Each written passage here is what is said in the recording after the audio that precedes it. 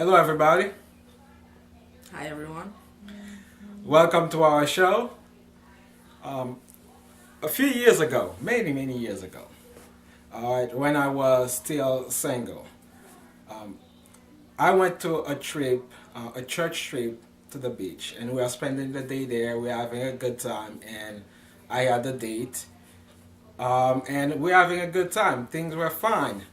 Um, and at some point during the day, she just told me that she doesn't want to talk to me anymore. She doesn't want me around. I was like, what's going on? We're having a good time. And this almost ruined the day, because she couldn't really give me any explanations. Um, Later on, I figured out that she was just having some negative thoughts coming to her mind. You see, we have all of us here. We have negative thoughts coming to our minds all the time. And this can affect our performance, our work, and our family as well. So, this is why today we want to take the time to talk about negative thoughts. And the title of our program for today is 7 Ways to Get Rid of Negative Thoughts.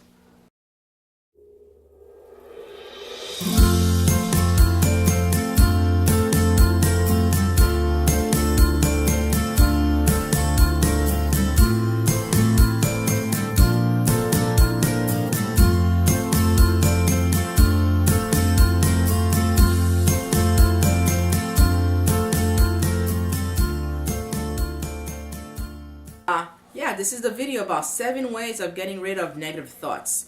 And there's a key word here I want you guys to remember. It's called the A.T. What it stands for is automatic negative thoughts. A.T. What does it stand for?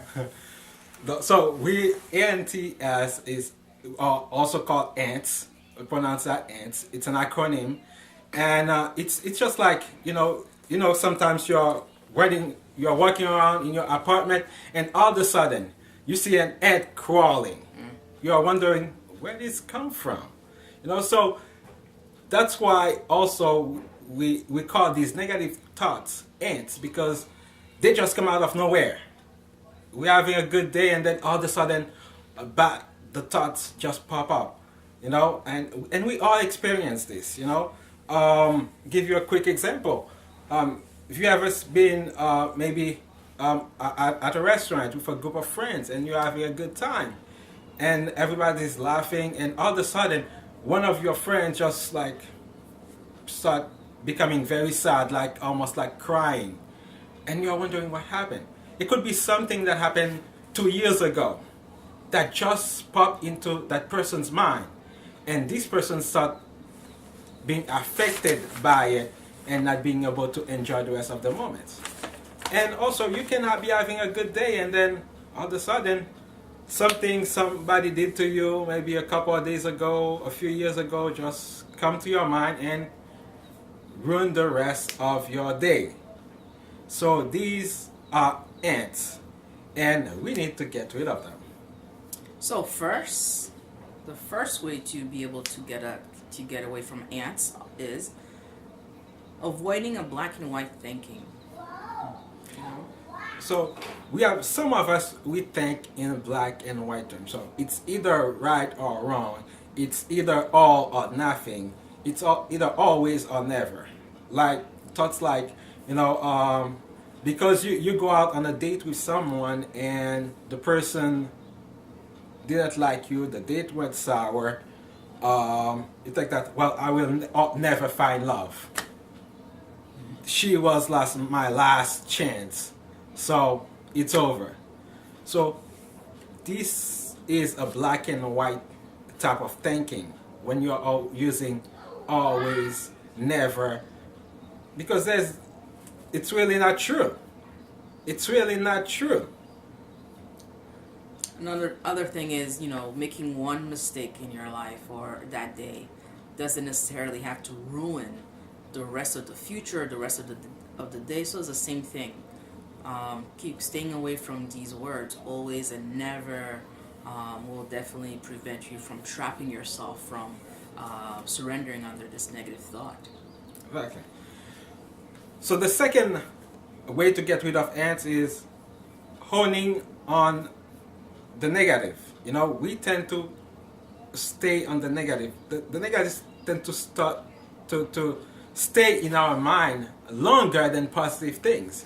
You know, we can spend whole days thinking about the one bad thing, the thing that our coworker did to us 3 weeks ago, and we start thinking about it and say, "Oh, I should have said this. I should have said that. Man, if that coworker does that again to me, this is what's gonna happen next time." And you spend the whole day with that negative thought in your mind.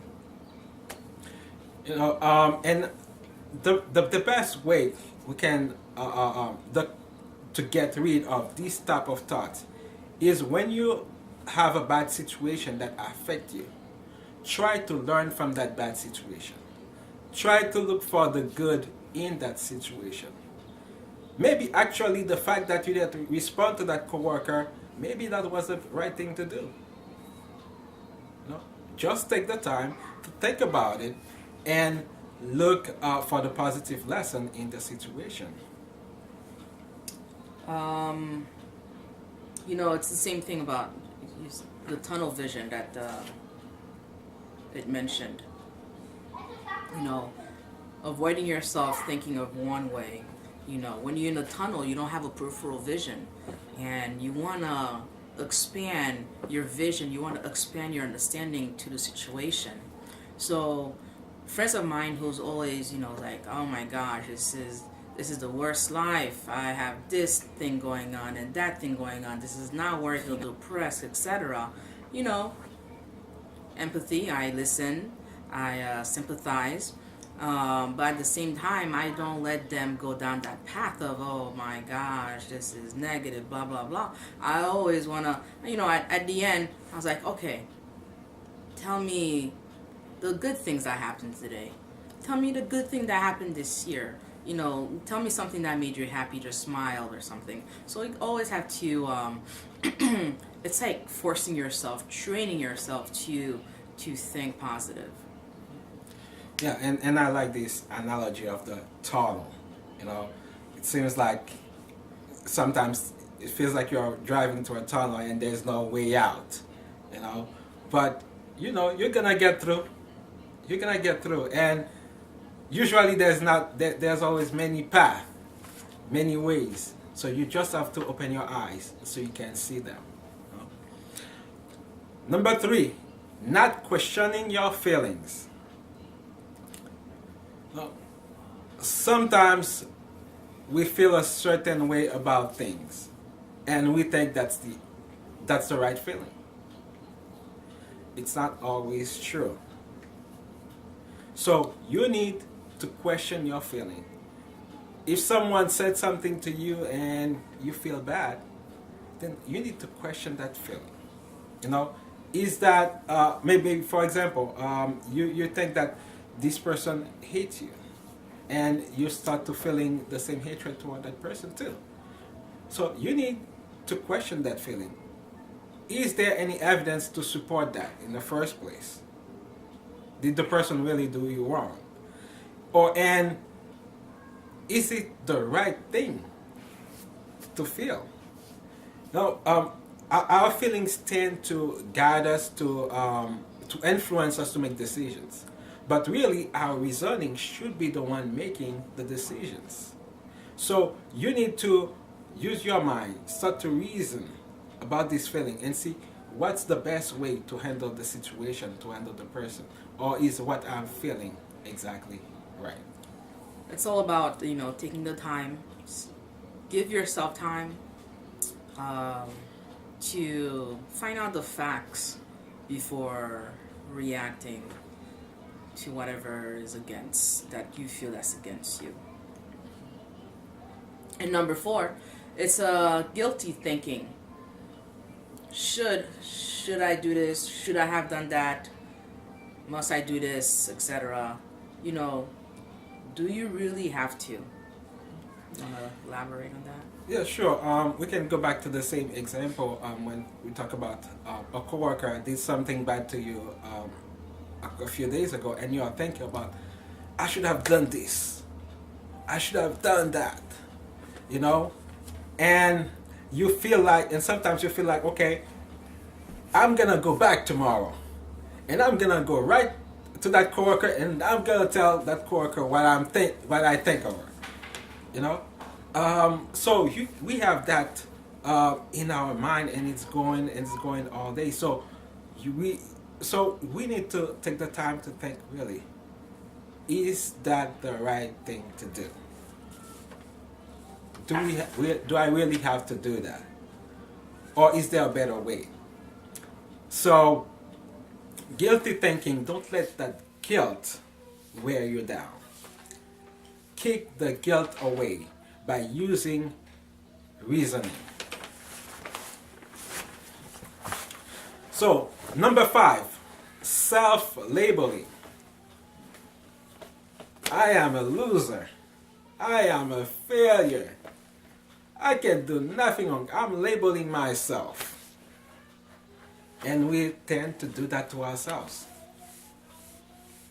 That's not good. We put ourselves in a box and we can't come out of it. So we need to change the way that we think and start thinking positive things about us. For example, you know, we have misconception of other people, we judge people, and the same thing we do to ourselves. We have misconception of who we are, and and we let ourselves, we judge ourselves so harshly, and it's like really not necessary. And you gotta be careful. You know, the heart, you know, the mind, you know, it's a tricky thing. It can definitely deceive yourself. Your own mind can deceive yourself. So you gotta be careful about putting yourself in a negative box. Sometimes these labels come from other people. As we are growing up, sometimes we meet. We have some people have parents, teachers or coaches that are telling them that they are losers, that they can't do anything, and they start believing these negative thoughts, and believing them and accepting these, and that's one of the reasons why many people tend to accept that label and believe that I'm really a loser, I'm really a failure. So we need to be careful with that and be careful with what people are saying to us. But the most important is what we believe. We need to choose not to believe the negative thoughts. So parents, take note.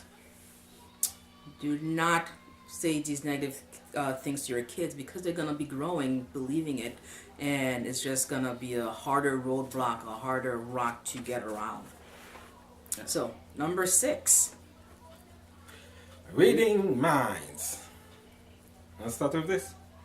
Yes. What am I thinking?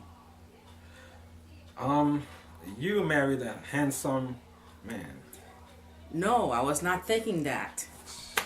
You see?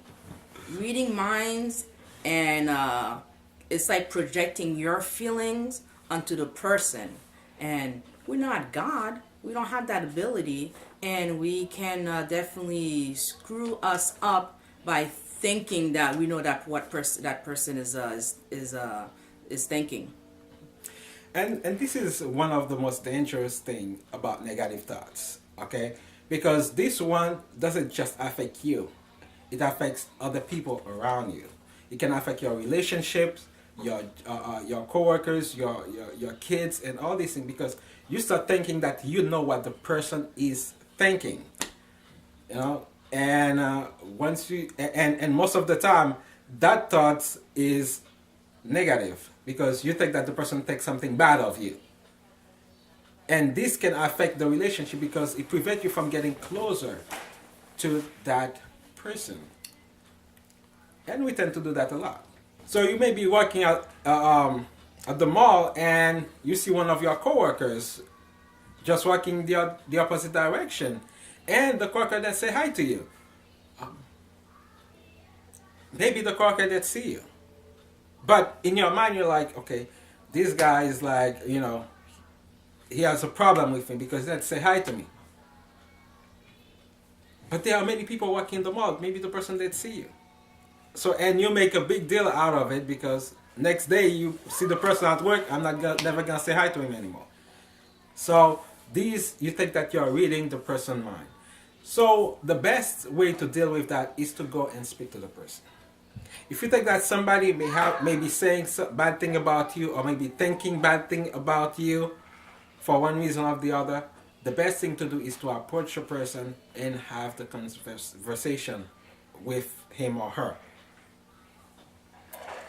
And also always assume the best. Take the habit of thinking the best. And number 7, failing to take responsibility. Yes. There's a time in your life, you know, we have choices. We have a choice to do left, to go right or left. We have a choice to do something or not do it. We can be tempted, we can be pressured, but at the end of the day, you know, it's going to be your decision. And if something does not work out, you know, a lot of us get into that ants and we start blaming, oh, why did my friend let me do this? Why did my parents didn't do this for me when I was, you know, 5 or 3 or 6 years old, etc.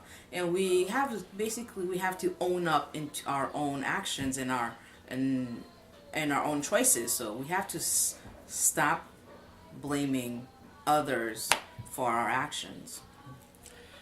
So it's important that we take responsibility for ourselves because we have that tendency in our society to blame others for our failures. You know, we use it as an excuse for our miserable life. We use that as an excuse not to move forward in our lives. So we blame our parents, blame our teachers, and all these people. Yes, maybe they weren't good. But now you're 40, 50 years old. You can make the decision to move forward with your life. It's up to you to get over that mentality. Say, I'm no longer dependent on my parents, so I can move forward with my life. So let's stop blaming everybody else. Let's take responsibility for ourselves. Let's take responsibility. Let's take charge for our lives, and let's move forward. Yeah, that negativity. I like that. That negativity turns you into a victim, and we just have to rise above, remove the fear, the doubt, the guilt, you know, the projection, you know, just to be better, aim higher, you know, and do great things. Let's recap. First, avoid black and white thinking. Number 2, stop honing on the negative thoughts. And 3 says not questioning your feelings, just spend a little bit more time on figuring out the facts. Mm-hmm. Number 4, avoid guilty thinking. 5 is self-labeling. 6 is avoid reading people's minds. And 7, don't fail to take responsibility for yourself. So remember, like we spend hours on our bodies, those who go to the gym and eat right, you know, because we want to change our external, but the same thing as the brain. The brain is something that can be trained, that can be changed, is flexible, and our aim for ourselves and for you is to do the same. Exercise your body as well as exercise your mind. So this is the first one for you. Alright, so if you enjoyed this video, please give it a thumbs up and share it with your friends, family members, and please subscribe to our channel. Don't forget the other videos that we've shared along the way, and comment if anything else you would like to share. Alright, see you later.